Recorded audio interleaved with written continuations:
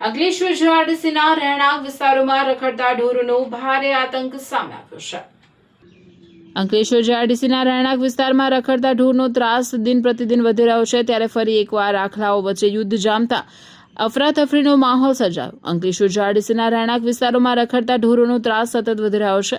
મુખ્ય માર્ગો અને શેરીઓમાં આખલાઓ બેફામ રીતે લડી પડતા સ્થાનિક રહેવાસીઓમાં ભયનો માહોલ સર્જાયો છે।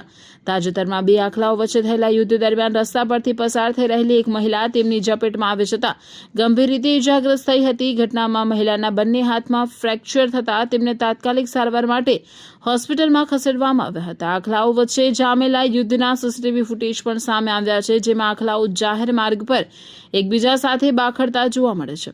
ફૂટેજમાં લોકો જીવ બચાવવા માટે દોડધામ કરતા અને અફરાતફરીનો માહોલ સર્જાતો જોવા મળે છે।